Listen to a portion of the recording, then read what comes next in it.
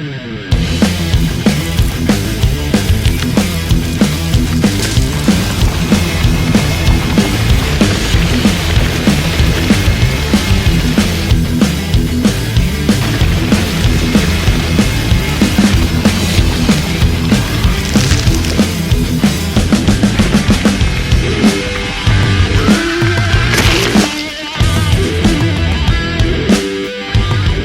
to Let's Talk Someone Six Sports Podcast.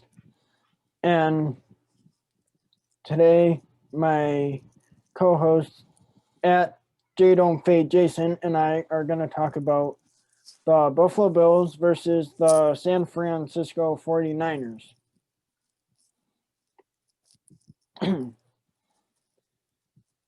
How do you think the Bills offense will do against the 49ers defense? Yeah, I think that could be tricky, right? Good to be back again, Robbie, and good to get rolling the show and give some good content here. Sorry for the technical difficulties. I am, as you can see, I'm in a bedroom. I'm on a phone as well. Some difficulties with the laptop. But either way, show must go on. Taking a look at the Bills' offense, I think it could be tricky, right? I don't think it's going to be cakewalk. I know that they're missing some players, right? Some big guys, obviously. You got Bosa out in the line. Really, at this point, too many to name. A lot of big studs on their team, especially on offense. We'll get that in a little bit, but on the offense with Jimmy and George being out there, Kittle. But yeah, in regards to the offense, I think Josh is going to play. He's going to play hard. I think he knows what's at stake at this point. Not only the division, but I mean that those. I know it looks tough with the schedule coming up for us, and maybe I guess you could say the easier that the schedule looks for the Steelers and even the Chiefs, who are probably the toughest of the three left. But those first and second seeds are still in play. Not only that, but the division obviously being still up for grabs at this point. Obviously, I would say the Bills are favored to win that division. I know they are, according to the odds, but still in play. So I think that you're going to see Josh play hard. Not that you've ever seen him not play hard, but you're going to see Josh play hard. You're going to see, a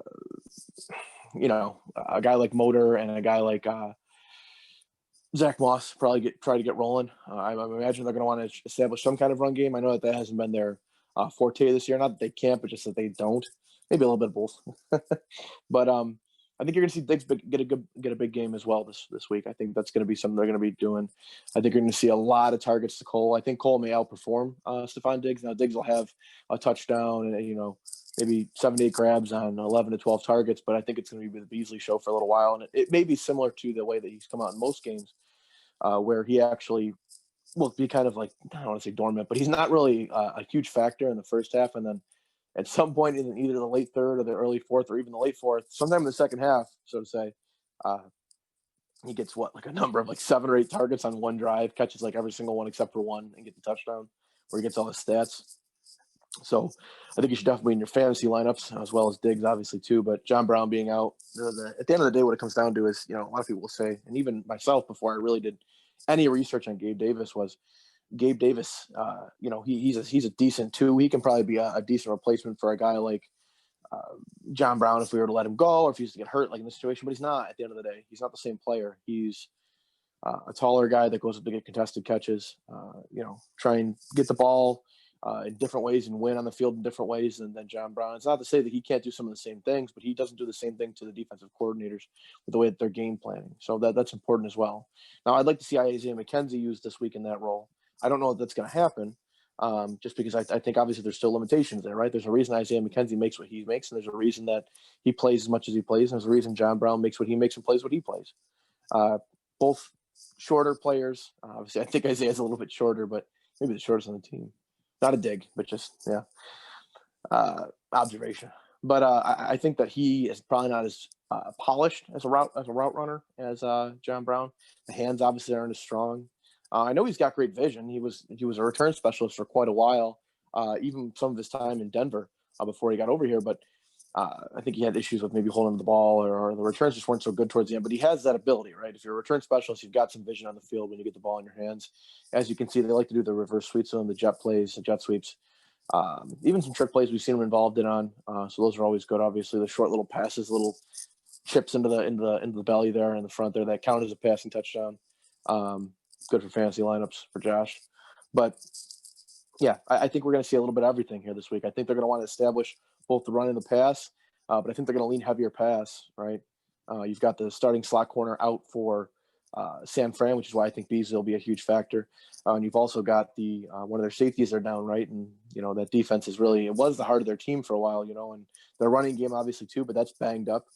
They've got their guy back, Raheem Mostert, but they still have injuries there, with Jeff Wilson being done and a couple other injuries that they have going on there. It's going to be tough for them to, I guess, rely on Raheem, I would say, especially with the way that the Bills' run defenses seem to kind of at least somewhat show a semblance of being relevant at this point. So we'll get into that in a little bit here. But either way, I think the Bills' offense is going to play. It's going to be one of those games. It's going to be a Monday night game. It's going to feel a lot like the Texans game, I think, just with more points on both sides. I think we'll see something, we'll get into the prediction later, but we're at the end of the show, as well as you will, Robbie. But I think that we're going to see more points, similar to the Texans game, and excitement and fierceness and really that underlying drive for, a team like us that's trying to win our first division title and, this damn century. And as well like for 25 years or so. Right. And same for San Fran, who's trying to stay, look for a while they were clear out of the playoffs. Now all they have to do is chase down the Cardinals, get that seventh spot the NFL, extended the league to this year and see where they land. So we'll have to see what happens exactly, but I think it'll be a high scoring affair. What do you think about the offense here, Robbie? I think the offense would run the ball some and then they would pass. And I think Josh Allen gets over the 300-yard mark for passing. Yeah. No, yeah, for sure. I hope so, right? I would line up with where I'm taking. So we got similar takes on that. What do you think about the defense this week against the I'm stuck in last week. The Chargers offense. What do you think about this week for the Bills defense against the San Fran offense? I think the Bills will get to the quarterback and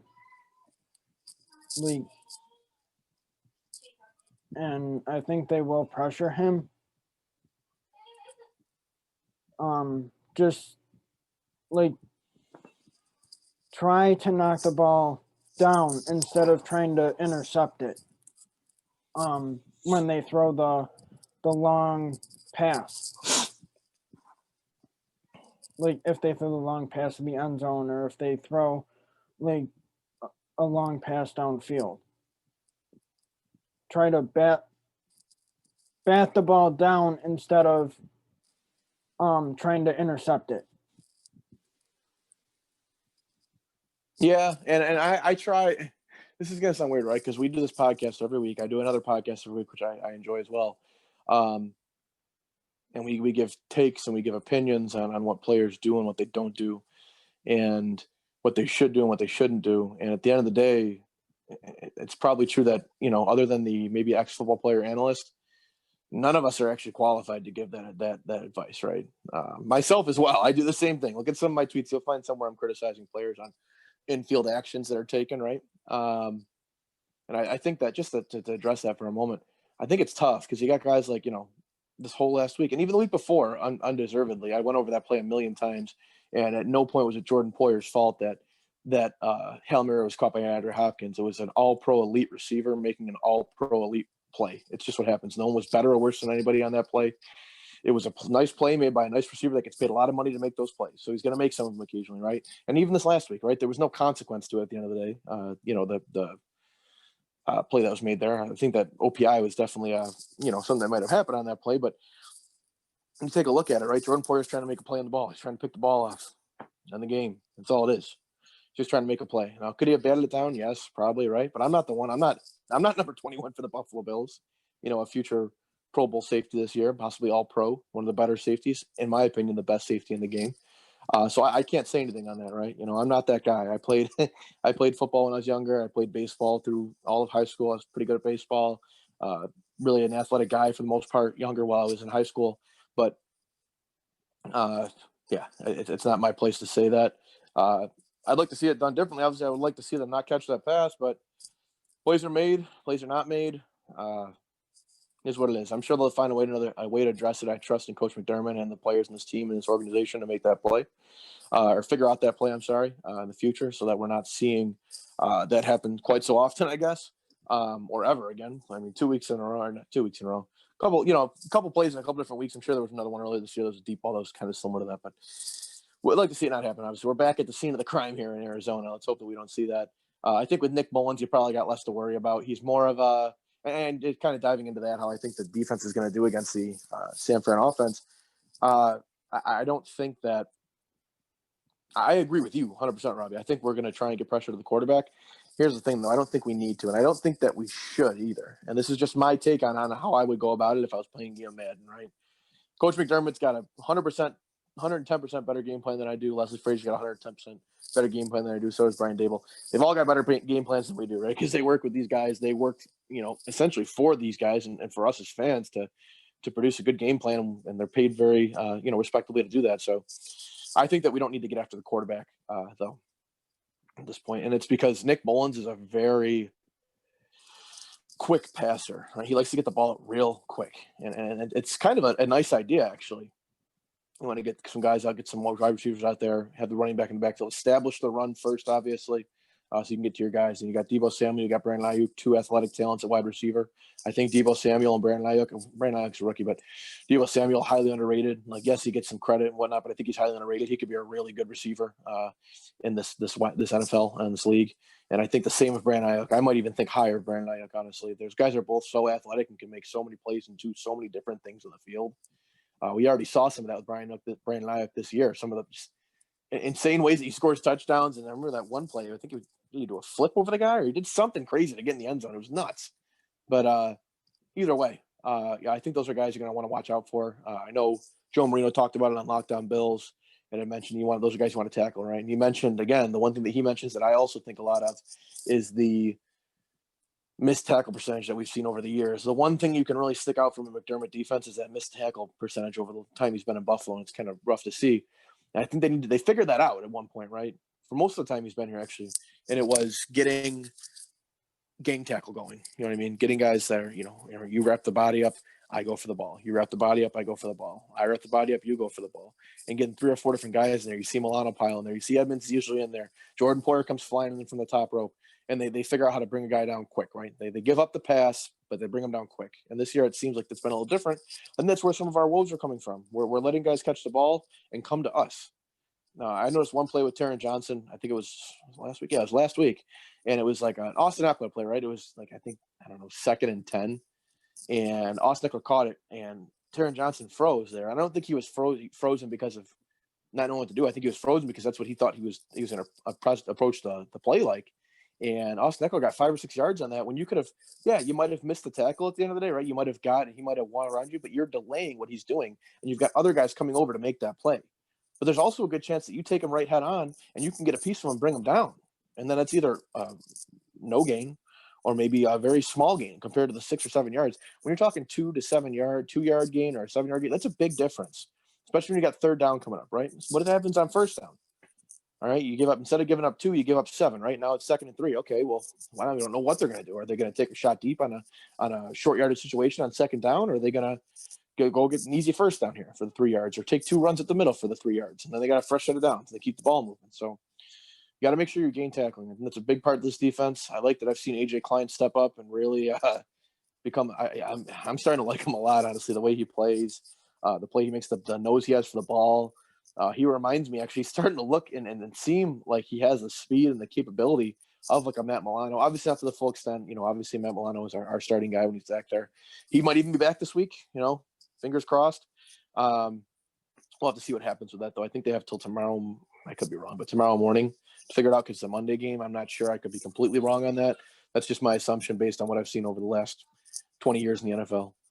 Well, not even that long. 20 years ago, I was 5. But either way, the time I've been watching football since being a young adult to, I'm a grown-up adult now. So Yeah, I think we're going to have to try and just make sure we stop Nick Mullins from getting that ball. Though. If he gets that ball out quick, he's going to get to Debo and Ayuk. If you can't, you got two lines of defense, right? You can either get your hands up. We've got tall guys there. We've got Addison that's out there that can get his hands up. We've got linebackers, Terry Edmonds, that can get his hands up. If you can't stop him from getting the ball past the line, and Debo or Brandon or even Kendrick Bourne or Raheem Mostert out of the back will make the catch, gang tackle and bring them down. Do not get them in space because they are athletic and they will make plays. So, like I said, but I don't expect to not see his points scored. I don't think we're going to be shutting him down tomorrow. Nick Mullins isn't he's not a terrible quarterback. He's not even one of the worst starting 32 right now, and he's not even a starter. He's a backup. He might not even be. He might be better than Darnold. I don't know. We'll have to see. The numbers when he has time to throw in the. When he has time, when he's able to get that out of the pocket, his numbers are pretty good. His completion percentage. He's a pretty efficient quarterback, especially for a backup. So yeah, they're going to put points up though. I think they've got guys other than Mullins to be able to do that for them. Guys like Debo. Now, I also think Trey White can lock down any of those players in that team. I can think he can lock down Debo. He can lock down Ayuk. And the good thing is they can't just center their one good guy on one side. They've got two good guys, so one guy's always going to be on Trey. Levi Wallace has really impressed me this year. I think he's back to rookie form. I know he had surgery, I believe, in the offseason almost immediately after the Texans game last year. And he came back and he's played really well this year. So I'm excited to see that and see what goes on and whatnot. So, well, it's time for the three keys of the game here, folks. Robbie, what's your three keys of the game?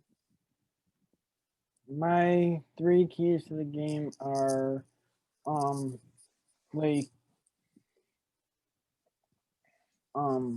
knock the ball down instead of trying to intercept it. My second key of the game is get more points than the opposing team. Really? And then my third key to the game would be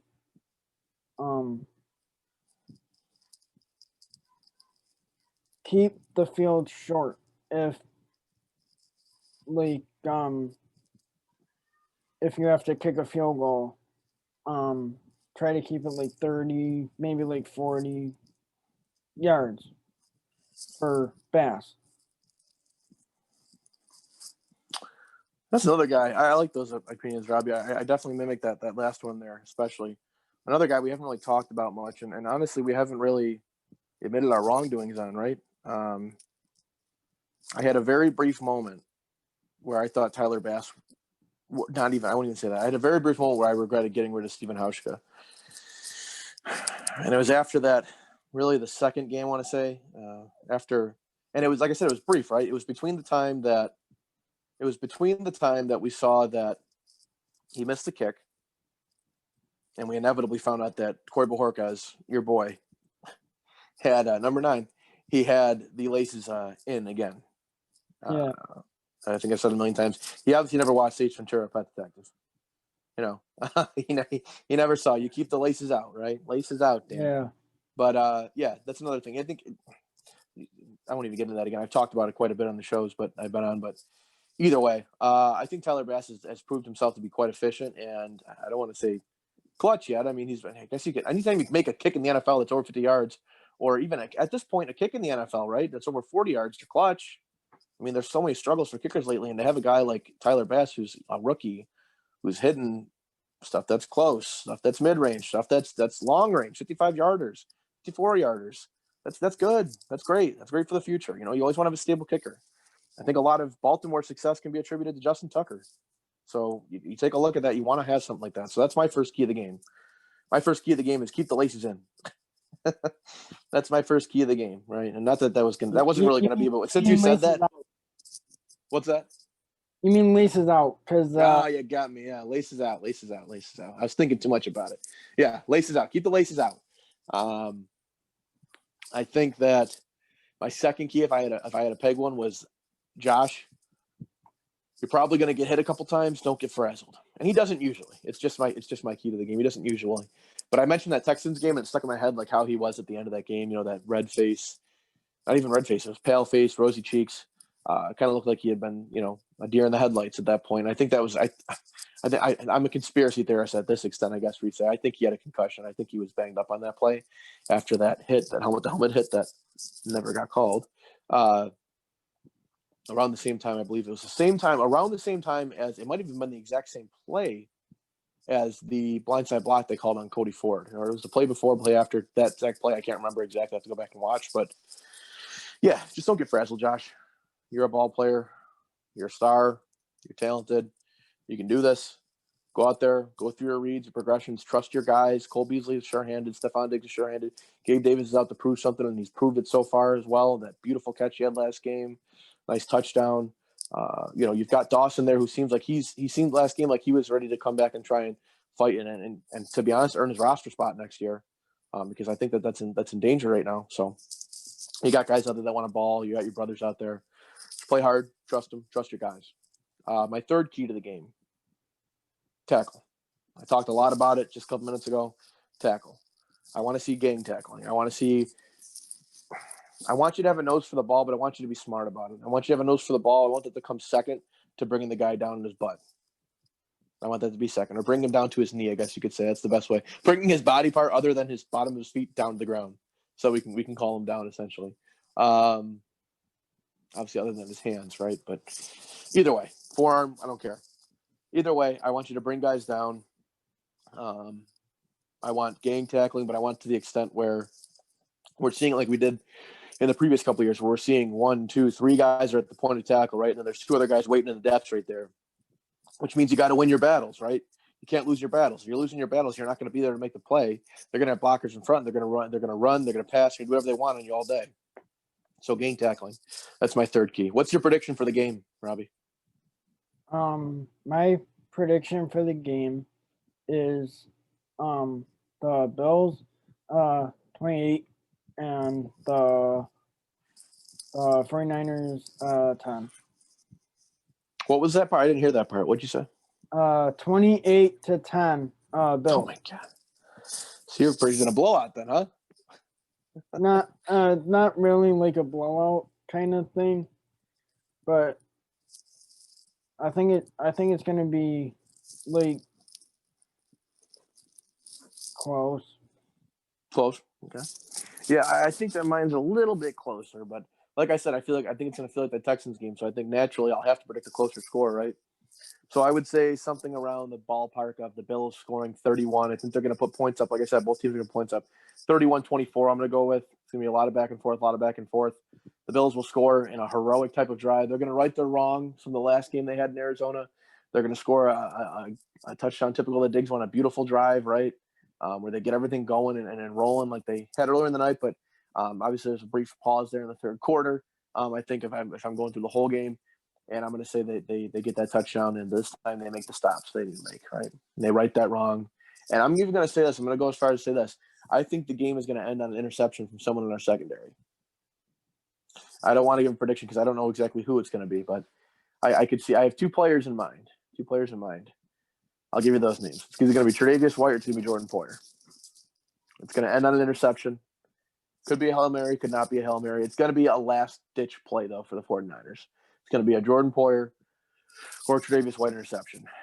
My money's a little bit more on Jordan Poyer. I feel like he's fierce. He really wants an interception. He's pretty hungry at this point after the last couple of weeks. So I'll say a Jordan Poyer interception, but could be Trey White. But we're going to go with Jordan Poyer. Very inconsistent there. My apologies. But either way, that was our Bills pregame show.